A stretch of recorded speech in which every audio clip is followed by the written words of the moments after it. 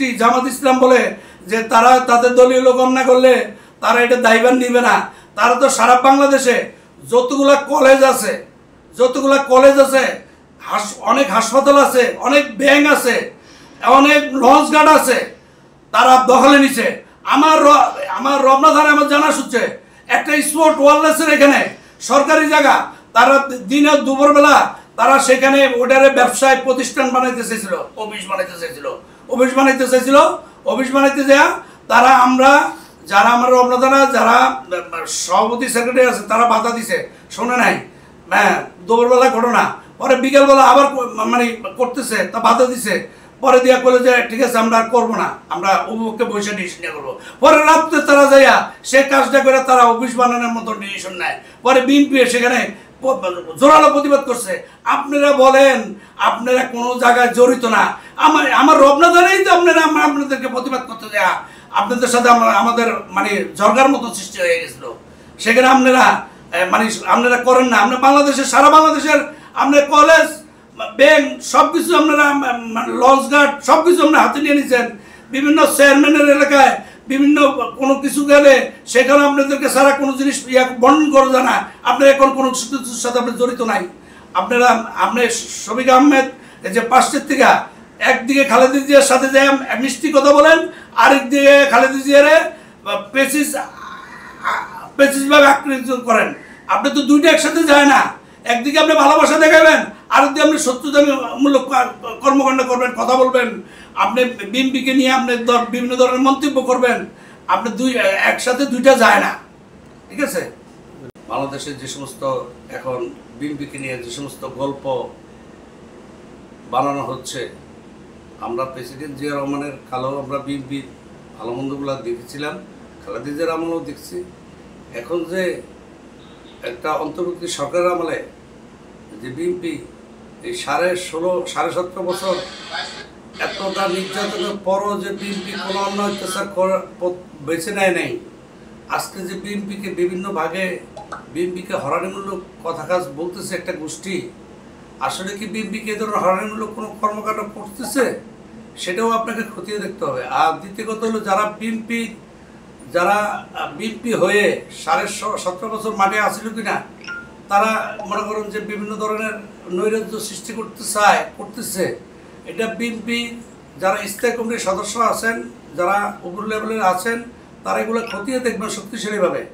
আর আপনারা প্রতি থানায় 10 সদস্যের কমিটি করে দেন, ওয়ার্ড পর্যায়ে 5 সদস্যের কমিটি করে দেন। দিলে পরে প্রতিদিন সিআইডি ভাবে যেটা রিপোর্টিং কালেকশন করা হয় সেভাবে আপনারা রিপোর্টিংগুলো কালেকশন করবেন, প্রতিদিন রুটিন কালেকশন করবেন। এটা হলো ঢাকার পর্যায়ে। আর গ্রামের পর্যায়ে আপনার থানায় সেখানেও আপনি ইউনিয়ন পর্যায়ে আপনি কমিটি গঠন করে দেবেন, আপনার থানা পর্যায়ে কমিটি গঠন করে দিবেন।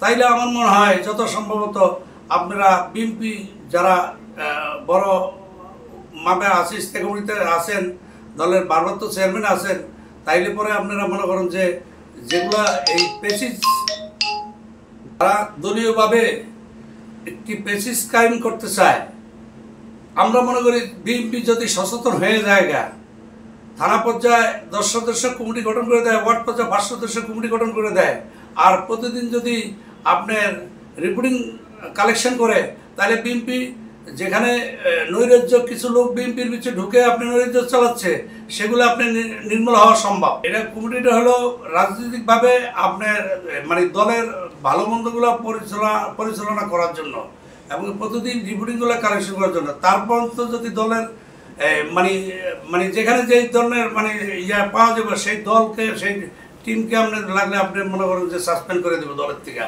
মনে করেন যদি যুব দল করে কোনো অন্য অত্যাচার, কি ছাত্র দল করে, স্বেচ্ছাসেবক দল করে, যে করবো এই টিমটারে আপনি মনে করেন যে বিলুপ্ত ঘোষণা করে দেব। আমাদের দেশীয় আন্তর্জাতিকভাবে একটা ষড়যন্ত্র অবশ্যই আছে। সেখানে আপনার মনে করেন যে একটা গোষ্ঠী নির্বাচন চায় না, নির্বাচন খালি পিছাইতে চায়। তার অর্থাৎ এটাতে কি বুঝায়?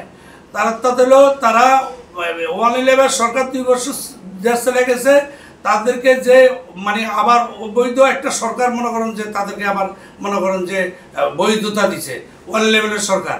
আপনাদের মনে হয় ফখরুল ইসলাম মঈনুদ্দিনের সরকার। এইভাবে আরেকটা সরকার এখানে জন্ম নিতে, আরেকটা ফ্যাসিস্ট সরকার আপনার 15.5 বছর দেশ চালাই গেছে। সেই সরকারেরও কিন্তু একটা গোষ্ঠী মনে করেন যে সারাক্ষণ মনে করেন যে আপনার করছে, কি করছে যে মানে তাদেরকে মনে করেন যে দেশের বিরুদ্ধে সবকিছুর বিরুদ্ধে তাদেরকে দাঁড়া করা হয়েছে। শেষ পর্যন্ত সেই সরকারটা কিন্তু পালিয়ে দিতে বাধ্য হয়েছে। তো আমি মনে করি এখানে মনে করেন যে বিএনপি মনে করেন যে প্রেসিডেন্ট জিয়া রহমান যে শক্তিশালীভাবে দেশ চালাইছেন, খালেদা জিয়া যেভাবে দেশ চালাইছেন, বিএনপির এখন বর্তমানে শুভ দিন শুভ সময়। এখন বিএনপি কেন ব্যর্থতা হবে? বিএনপি শক্তির পর বিএনপি বিশাল শক্তিশালী হয়েছে। কেন বিএনপিকে ভাঙতে পারে নাই? সেটা 15.5 বছর দেশ চালায় সরকার।